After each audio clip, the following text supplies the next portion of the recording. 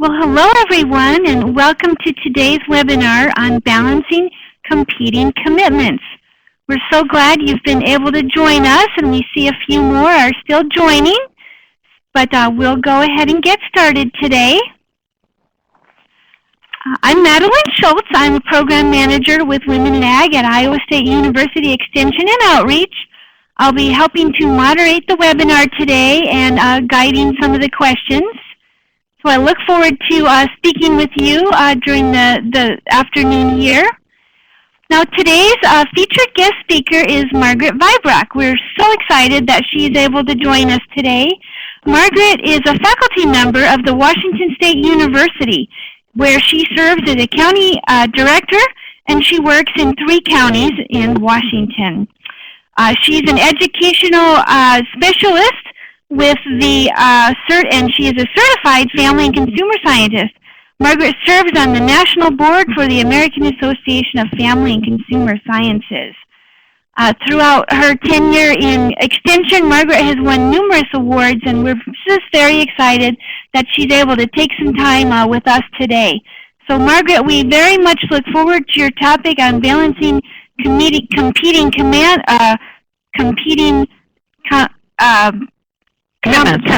Commitments, thank you. And so take it away, Margaret. I look forward to learning from you. Okay, thank you, Madeline. Welcome everybody to the webinar today on balancing competing commitments. And so finding balance is a struggle for many people. And I think all of you out there are probably on today to get a few clues, find out something new about doing this. But balance is different for everyone. Many of us try to balance everything of all of our competing commitments, and we end up with a little problem sometimes. But my goal today is to offer you some suggestions for figuring out what's important and then pave the way to finding a better balance in our lives.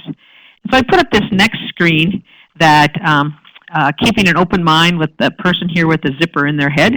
And so as we go through today, just think about a new paradigm, a different way that you might be able to balance commitments and how something might be different that you can do, and just see where it takes you after the end of the conference today. So I asked the rhetorical question of who has enough time to get everything done. And typically we may go home at the end of the day and say, golly, I just didn't get very much done today. Or you go in the house at night and you say, where did all the time go? I just didn't seem like I accomplished much today.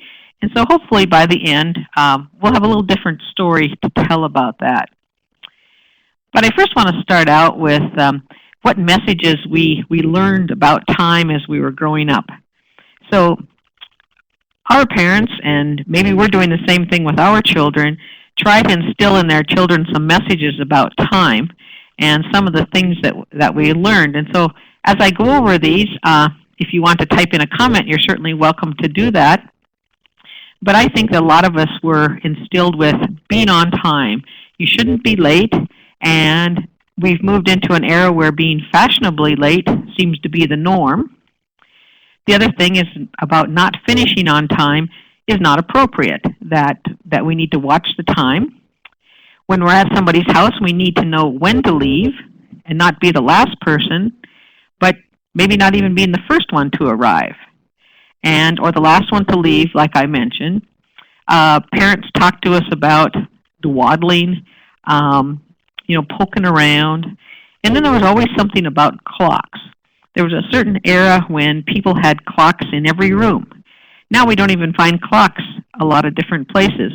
And even on some university campuses, particular WSU, is when the clocks wear out, they're taking the clocks away because it's a big expense, because everyone has a laptop, they have a phone, and they may even wear a watch, to keep track of time. So as we've grown up, we've gotten different messages about time, and those that we've adapted, depends on our era or what we want to think about.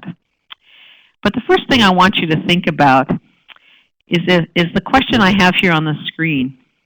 If you had a bank that credited your account each morning with $86,400 and no balance carried to tomorrow, what would you do?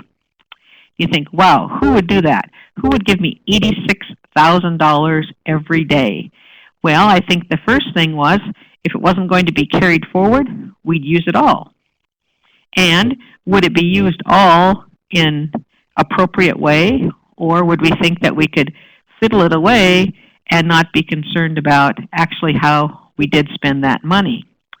But the point that I'm trying to make here is the 86,400 is the number of seconds that we have each day with regard to time. And so how do we spend that? Well, nobody can manage time because time keeps marching on. Some people say that time is expensive. If we don't get things done, we're losing money. It's perishable. Obviously, it goes away. It's measurable also. We can't replace it because at the end of the day, you say, where did all that time go? And for most of us, time is definitely a priority. What am I going to do with my time? How am I going to spend my time to make it really worthwhile and then, again, to pay for me? And so the first worksheet that I want Lisa to bring up, and you will be able to download this, is called a worksheet on managing your time. And so at a later time, I would like you to take this worksheet and fill it out with some sort of response about actually how do you manage your time. So as we go through the sentences and we answer them quickly, if I were to answer it, I use my time well when I have a plan, or I waste my time when I can't make a decision. I think about, well, should I do this or should I do that? And we waste time. Other time wasters that I might have is that somebody always wants my help. Somebody wants me to do something for them. Or we have those people that call and they want to talk. Or you have a salesman that comes to your place, or you have a chemical dealer that comes to your place, and they just want to talk because that's what their business is. And you look at your watch and you think, man, I got a lot of work to do. Would they quit wasting my time? Just tell me what I need to know so I can move on. Then, on this form, you'd also put down, what is my most important time saver? Well, part of what might be my time saver is having a to-do list. And we're going to talk about that in a little bit later. The block on the left says the task I enjoy most in my work is, and I put it, finishing a job. The accomplishment and being able to celebrate at the end because I finally got the job done that I needed to get done. The last box is, what am I doing that could be done by someone else? And that's all about delegation, and we'll spend a little time about that in a few minutes. But, can I turn over to somebody else running some errands? Can I turn inventory over to someone if my job involves doing some inventory? What about domestic chores? If I'm growing small crops and the weeding needs to be done, can someone else do the weeding and I'll be satisfied with the job that they're doing?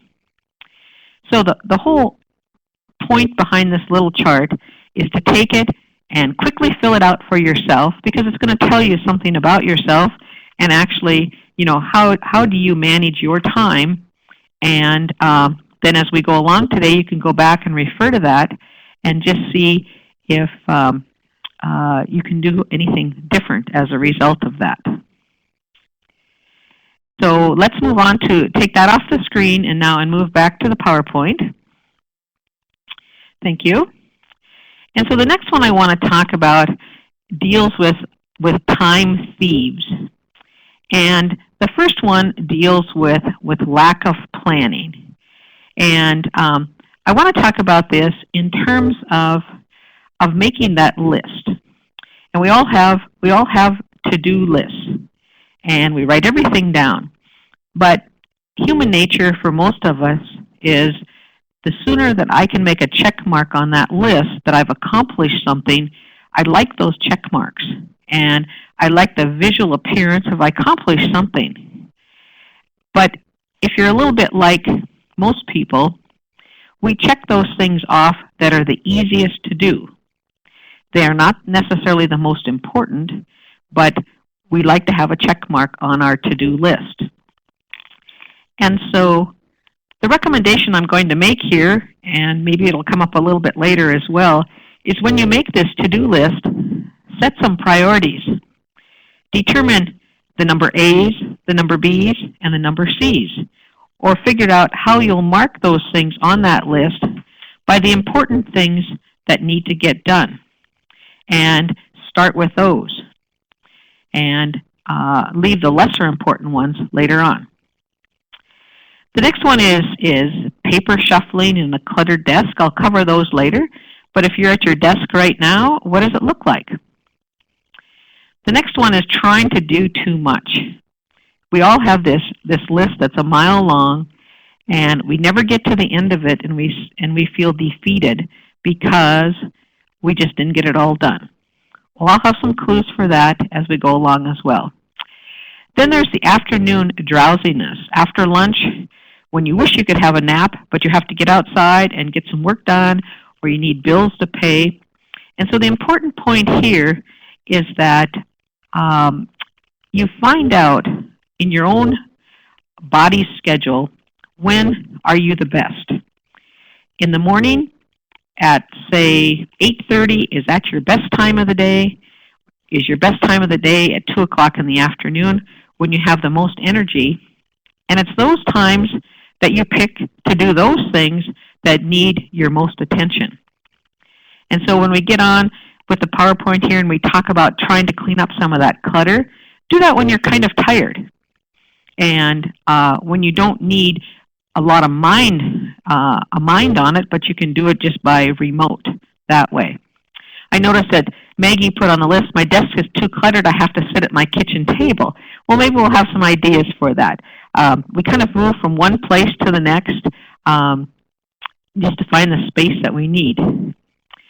And she also said, she can't even sit in her chair. Well, I've seen that happen a lot too with people that papers are all over the place. The next one to talk about is crisis management. And where we have a tendency to get into problem here is we feel like we're always putting out fires. This thing comes up, that thing comes up, I have to get to this, I have to get to that. And so when we look at a chart that talks about important and urgent, I think we'll have a little remedy for that. The worst thing is waiting for someone, waiting for something to happen. And indecision. That takes a lot of time away if you can't make a decision. So even if you have to make a poor decision, make a decision with the best knowledge that you have so that you can move on. At the top of this next column, there's the one that says, not finishing something before I start something new. How many of you have a project in the drawer that you've started and you put it away and say, I'll do that later, or I'll get back to that? And we have several of these projects. And when you start doing a little decluttering, you find, oh man, I remember 5 years ago when I started that for a Christmas. Or something outside. Really, I was going to get that fence painted, and I got to scraping, and then I moved on to something that was more of a crisis management. And so it just kind of all fits together that these are time thieves, kind of goes back to not having the planning, or we say, I'll just do that later. Well, unfortunately, later never comes, because we have another thing that we have to do that takes up our time. So to put this in a little different perspective, and maybe you've seen this in other things, but how do you fill the bucket? So looking at the left side, I've defined 4 ways that you can fill the bucket. We talk about the rocks. And the rocks are time with family, time with friends, and the big projects. So we talk about those things, the rocks of being things that are really important to us. Then we have pebbles. You may coach the Little League. You may volunteer at school or with your church. And you just have lots of meetings to go. You have the Farm Bureau meeting to go to. You have a Women in Ag meeting to go to. You have a church meeting. You name it. You're on the Extension Advisory Committee. Then we come to sand. And sand is just those routine chores. They have to be done every day. And there seems to be lots of them. The last one is the water. This is cleaning, watching TV, surfing the net, and dealing with social media. So we can all think of things that fall into those 4 categories. But as you move to the right column, the question is, if you put the rocks in first, is the bucket full? Absolutely not. Rocks don't fit in corners and squares. Can you fit in some pebbles? Of course. You have time, first of all, for the big projects because that's the rocks. You can put in a few pebbles and go to a few meetings and do some volunteering. Can you put in some sand? You bet. The routine things that have to be done, the sand fits in the nooks and crannies. That's how we figure we fit in all the rest of the things that we have to do. And can you fit in some water? Of course. Water fills up the bucket. But let's think for a moment about how you fill your bucket. If you're doing the water outline things, surfing the internet, checking your social media, and you're putting water in your bucket, pretty soon your bucket is half full with water. There's not any room for sand. There's not any room for pebbles. There's not any room for rocks. And you say, well, how am I supposed to get any of this done? Because my bucket is already full. So I want you to think for a few minutes as we go along. How are you filling your bucket? And what are you doing first? Is it the most important? That's the rocks in your life. So let's talk about social media, first of all. If the time of your day in the morning is your most productive, I know a lot of people that get on their email right away and say, well, let's find out what happened overnight. Or they get on their Facebook and say, what's the news of the day? What's something that somebody has to tell me? Well, these are all water chores. But we all know that we get on the email and we start answering things, or we get on Facebook and we never get off because it just consumes our time. And a few hours later you say, wow, where did the time go? It's lunchtime and I didn't get it done.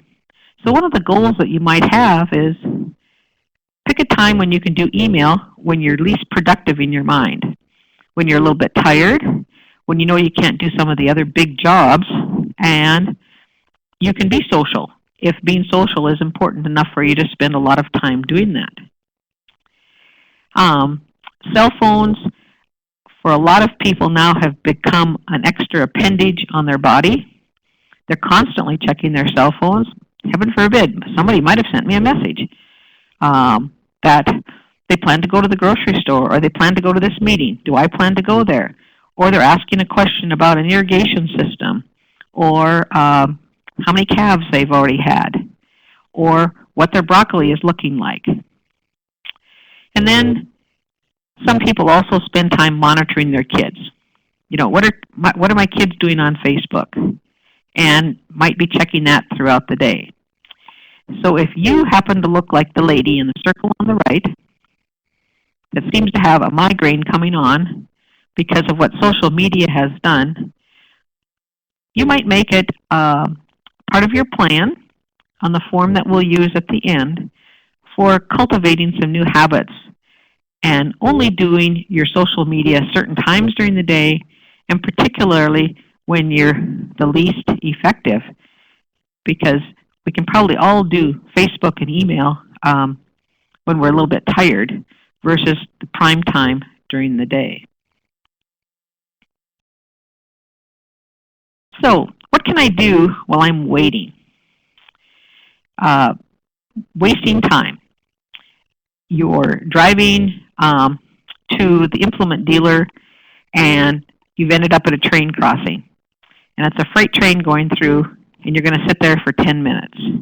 Instead of twiddling your thumbs, getting upset, looking around your car for the last snack that was in your car and eating that, be prepared. Either you have a bag that you always have in your truck or in your car, or you stuff it in your purse, something that you can read. Write a thank you note. Make a list. Make a quick call. Text someone, or even think about what you're doing tomorrow. And make that time constructive. You're waiting in the doctor's office. You're waiting to see your attorney or your accountant, and they're behind. Instead of letting your blood pressure build up, think about, well, what is it that I can do to fill this time?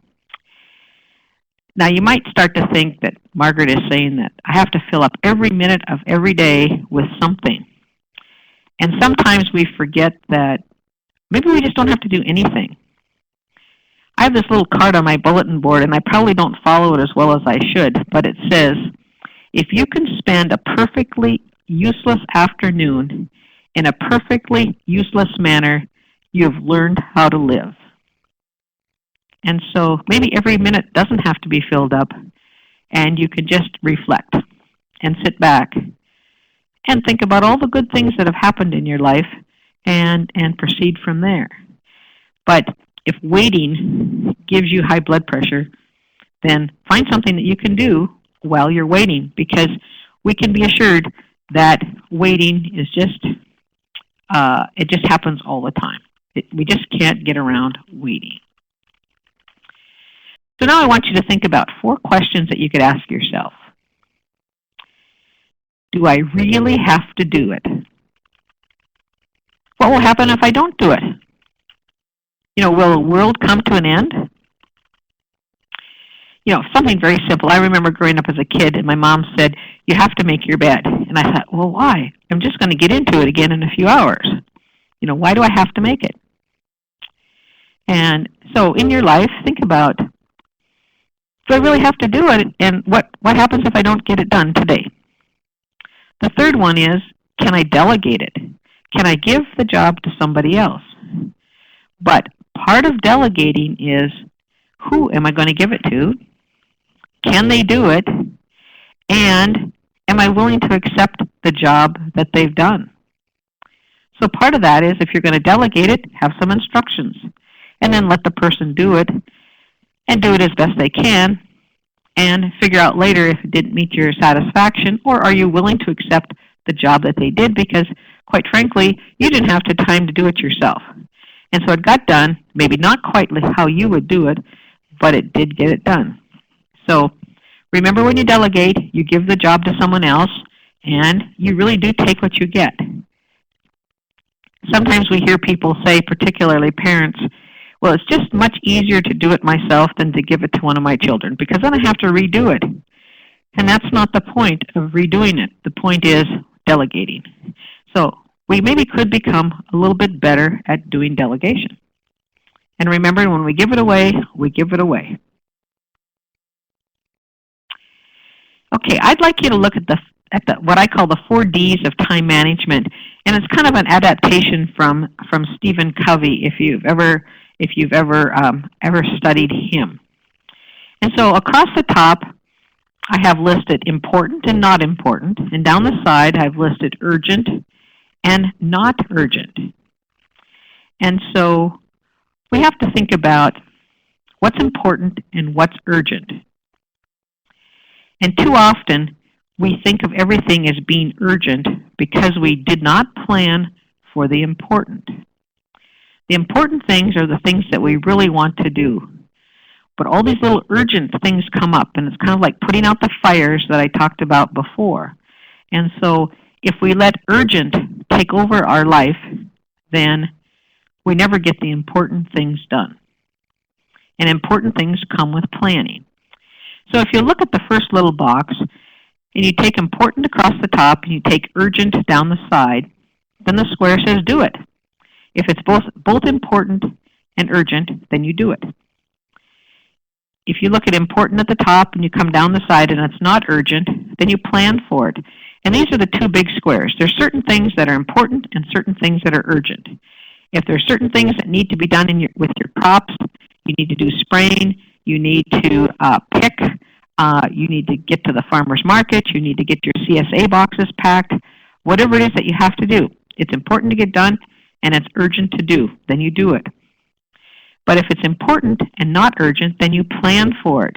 And planning for the important things gives us the time to figure out what we need to do and to break it down into parts and pieces so that we can get it done.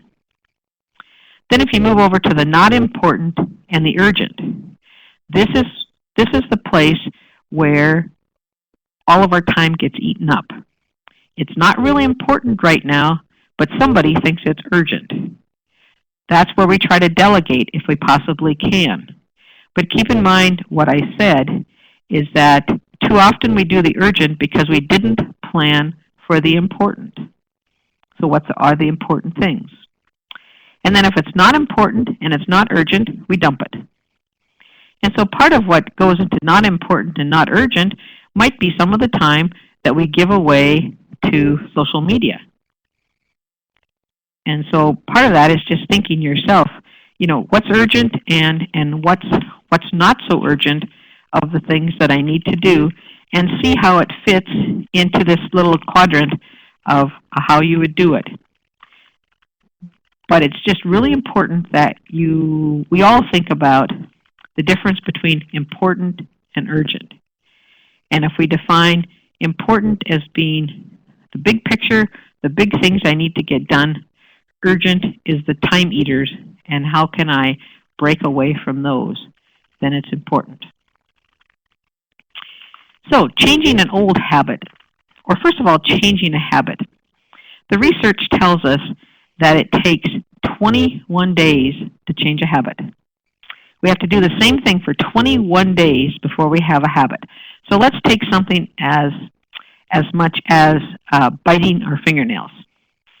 We know people who have beautiful nails, and we know people who chew on their nails because they're for a variety of reasons. They're nervous, they're frustrated, it fills the time, whatever it might be. But if you can go 21 days without chewing your fingernails, you'll have a new habit and you'll have beautiful nails. If you can go 21 days without complaining about people who waste your time, then you might have a new skill that you've learned and put it into practice. And so when you look at that time waster of lack of planning, the new habit talks about having a daily to-do list. We all have these lists, but keeping in mind what I said in terms of doing the important things first and the urgent things later. So we need to prioritize. I talked about the A, B, and C, or you can color code them. And you can also spend a lot of time on the internet or with an app that helps you prioritize things. And those are fun, and those are gimmicks. And they're kind of like the water. They fill up the bucket real quickly as you deal with fun things that maybe could be done a little bit easier. Now, if you're into apps and you're into certain things like that, then maybe that's where you want to spend your time. A cluttered desk and clearing the top.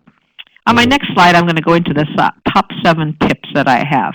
But somehow, we have to get that desk cleared off so that we have room to work.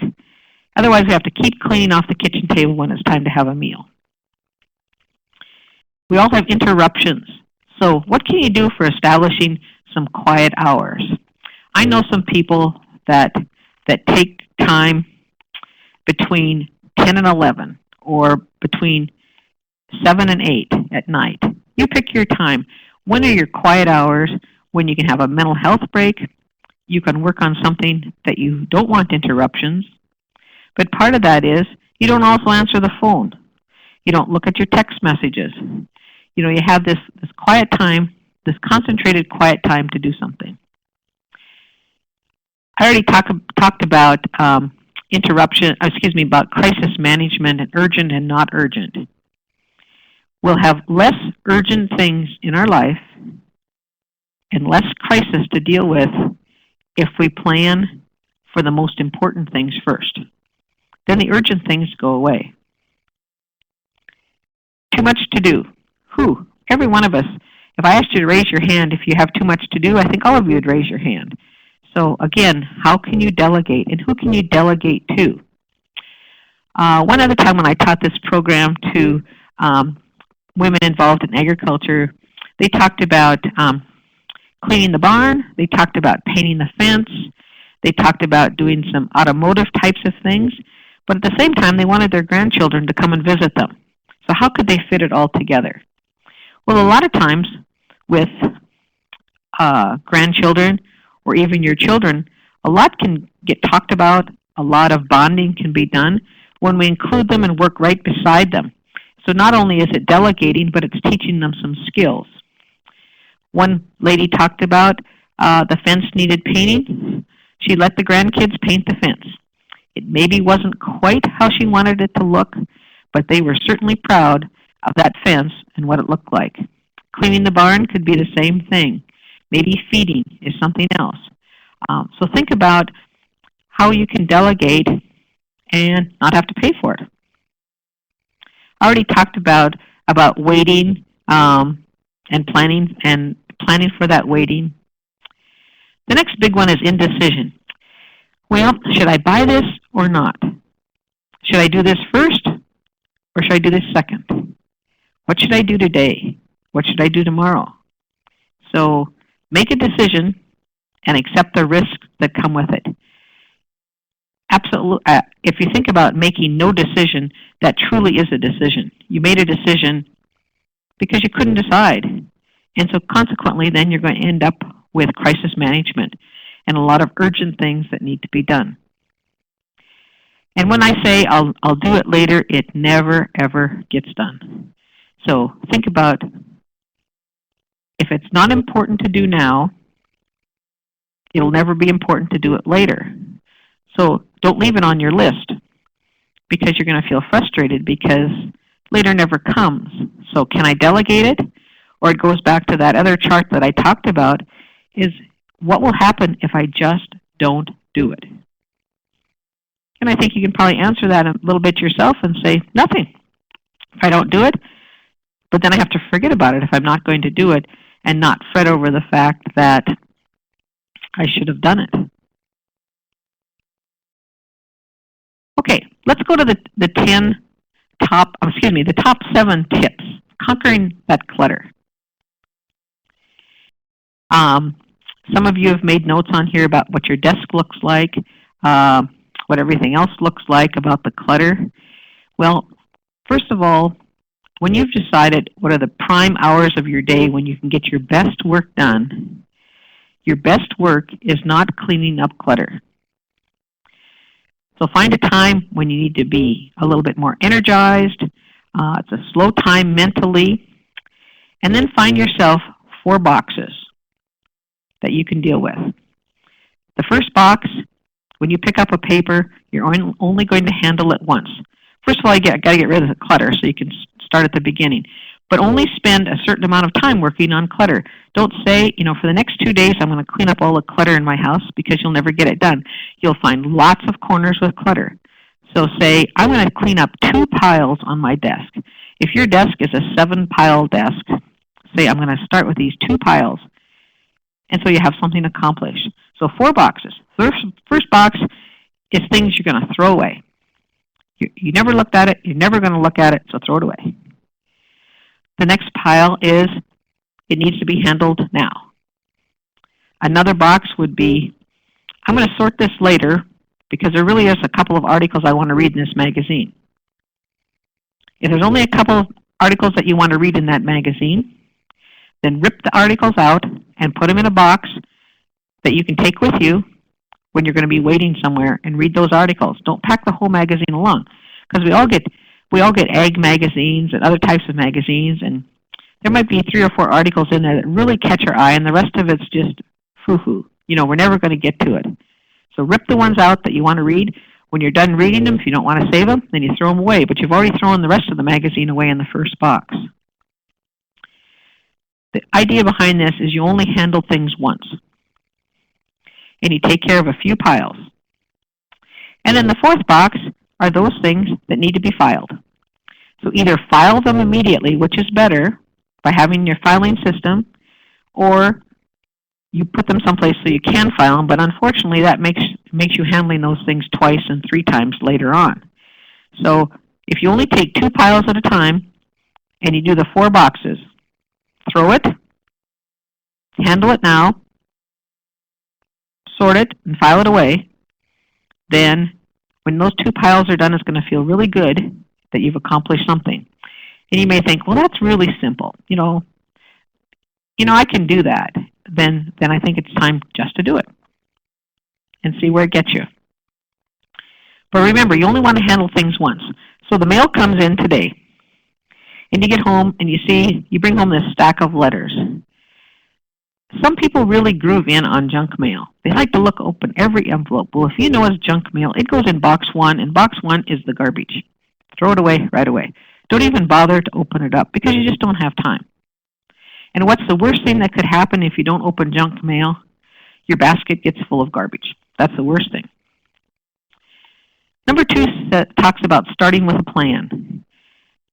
But when you get up in the morning, you want to have the plan already done. Make the plan the day before. So that when you get up in the morning, you know exactly what your plan is going to be. And you can get started right away. But if you get up in the morning and you have to say, now, what should I do today? Then it's going to take a while to figure that out. So have it made already. The third one talks about doing the right thing first. And the right thing first is dealing with the big picture, the important things, the rocks that you need to do first, and not the water and the sand. Focus on being effective, and then focus on doing it right. So how can I be the most effective, and then I'm going to do it right? Number 4 is somewhat of a repeat, is eliminate the urgent and focus on the important. The 5th one talks about, first of all, eliminate the urgent and focus on the important. I want to talk here a little bit about multitasking. Now, we all multitask. And several of you right now are reading your email as you're listening to me, or you're looking at your Facebook or your cell phone or something. And doing a little bit of multitasking is okay. But when you only do both of those jobs half time, then you're not getting the important information that you need by not focusing on what you should be doing and multitasking at the same time. So think about when you can multitask and do it well. But most of the research says when we do multitasking, we never do anything well. We just do everything half. And then we're never satisfied with what we get done in the end. So practice intelligent neglect. And that means delegate. You're making an intelligent decision to neglect doing something because you're going to give it away. But remember, accept what you get. And remember that you can pay for delegating, or you can barter for delegating.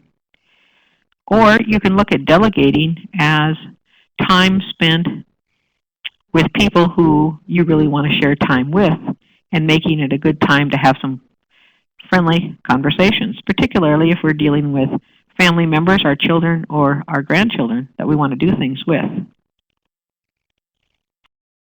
Number 6 talks about conquering procrastination, putting things off. Well, do you need a reward for getting a job done? That's not bad. You know, you can give yourself a reward, figure out what it's going to be. But sometimes we procrastinate because we don't break down a job. On your list, on your to-do list, you put this really big job that needed to be done. And it might be called do my income tax. And you think, well, how long is it till April 15th? You know, I got a long time. Maybe I'll do that tomorrow. Maybe I'll do that next week. Maybe I'll get at it sometime. Maybe I'll file for an extension. Well, break it down into steps.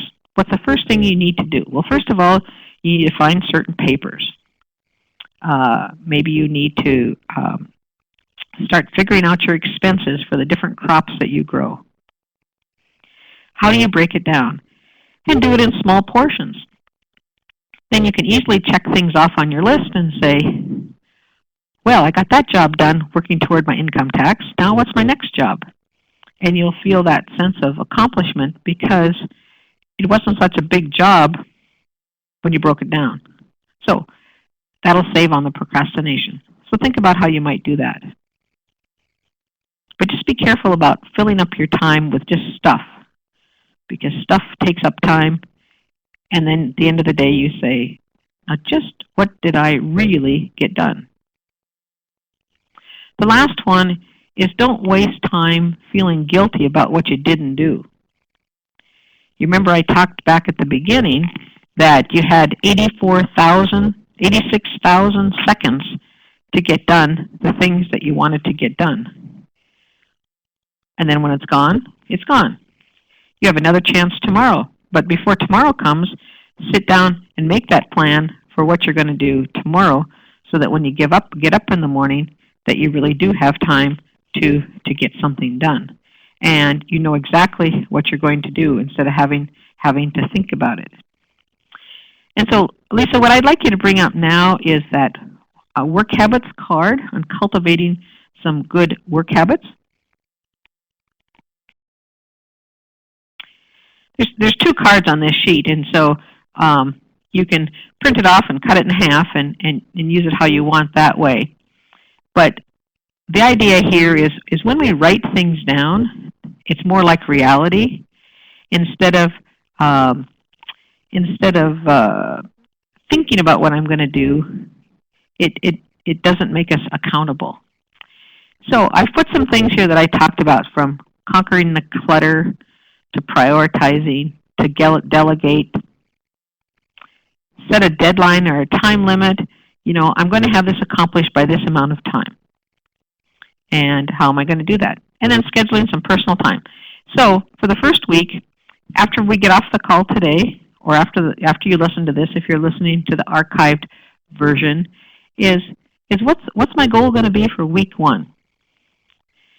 And if clutter is the problem, or your checklist is a problem, is that every night I'm going to make a checklist for tomorrow of the things that need to be done, and I'm going to prioritize them by A, B, and C.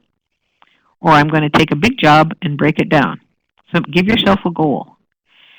Remember, if you do it 21 times, you have a habit.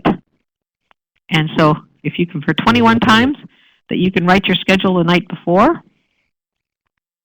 then it'll be something that you can't go to bed until you have it done. It's like people who walk or people that run. If they miss a day or two, they feel like they've really missed something. And the same thing is true with this.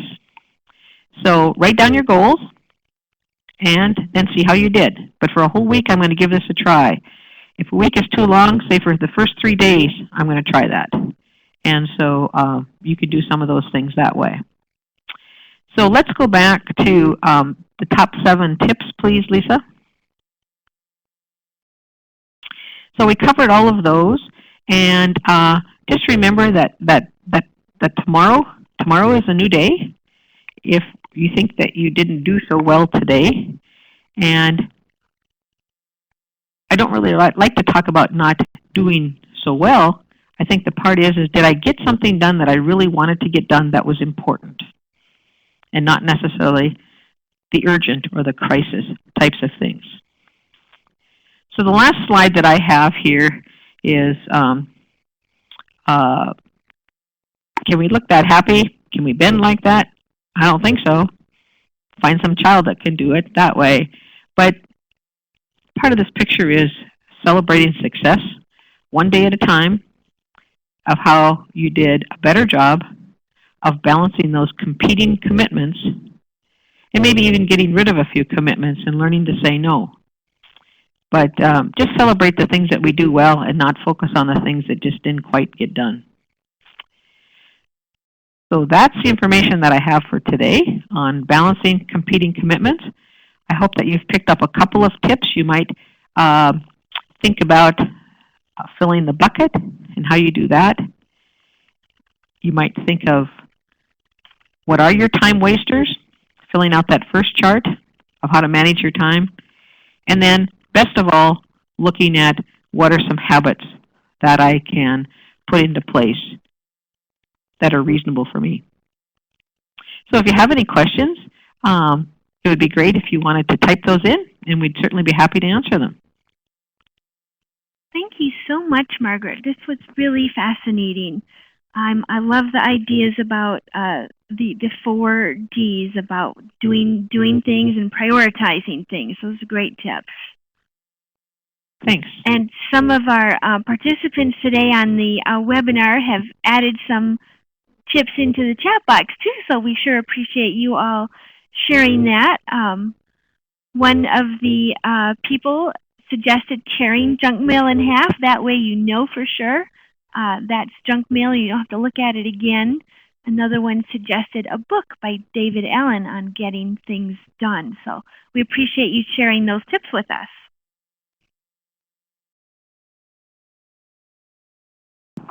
And let's see if we had a couple of questions up here.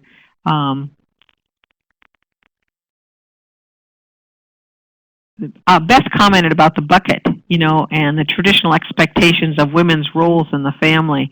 And as we look at competing commitments, many women farmers not only have their farm job, but they have children or they have elder care, and they have a lot of other commitments relative to committees and different things they do. So there's a lot of balls to keep in the air.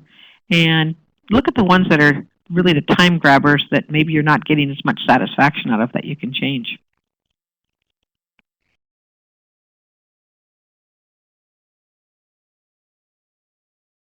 Well, it's definitely hard to say no to things when there's so many exciting and important things to do out there, isn't it? That's right. So one asked the question, any suggestions for time when the rocks don't all fit into the bucket? That's a good question. We have a lot of big projects. Well, part of that is, do they all need to be done? And do you own all those rocks? Are those rocks being given to you? So what are the most important rocks to fulfill what I need to do? Anna asked about, what about planning meals which can be interruptive of a whole day? If I have that right, sometimes people plan for meals. When they cook, they make several meals, something that they can pull out when they really don't want to cook that night, or they don't have time. Colleen offered family can take turns on dinner night. I have a rule in my house that if you complained about what was being eaten, you cook the next meal. And so getting kids involved, get everybody involved. I know people on Sunday night, when they have Sunday night dinner, they make 3 dinners out of that so they can have them for those nights when everyone is busy. Someone's looking for an online scheduler to help remember commitments. Sometimes you can put a tickler on your computer to remind you that in so many hours you need to be someplace, or something that you have to do.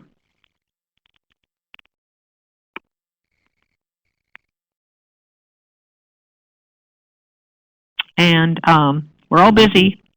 Newbie and Kathy agreed that, farmer plus full-time job, job off the farm, be parents, go to baseball games, it's all there. And we just have to decide what's the most important. And then take it from there. Lots of ideas coming in that you can look at. Yes, that's great.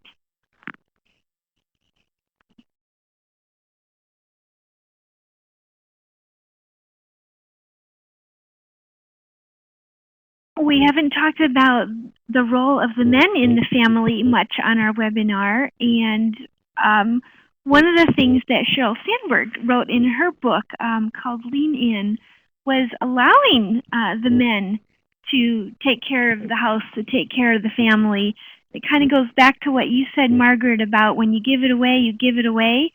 So maybe that floor wasn't swept quite as cleanly as you might sweep it, but if your husband or others are willing to do it, then that's a time saver as well, and a good way to get them involved.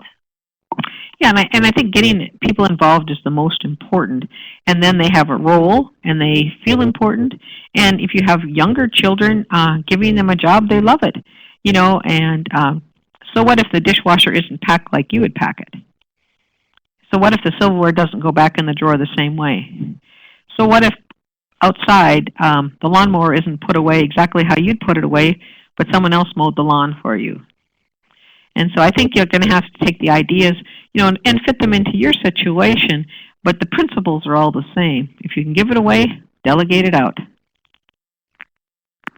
Good suggestion, and we talked about the calendar. People talk about the Google Calendar. If there's many people that are affecting your life, children, spouse, significant other, whatever it might be, get a master calendar that you can put up, and everybody puts their schedule up there so that you don't find out, 6 hours before something happens that you need to be at school for something, or you need to take food to a certain place, or you need to be at a meeting in town at the Farm Bureau, something like that. Everybody's schedule goes on, and then you can talk about that schedule. And that's all part of competing commitments, is everybody knowing what everybody else is doing and who will volunteer to do this job because I can't do it. And if no one volunteers, then it doesn't get done. And that's fine.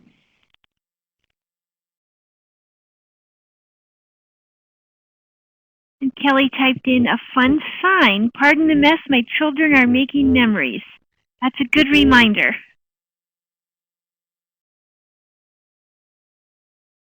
I want to remind everybody about the two worksheets that Margaret provided that you can download as a PDF.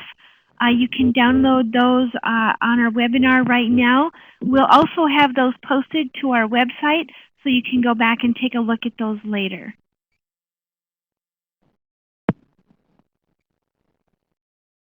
Well, thank you very much for joining us, everyone.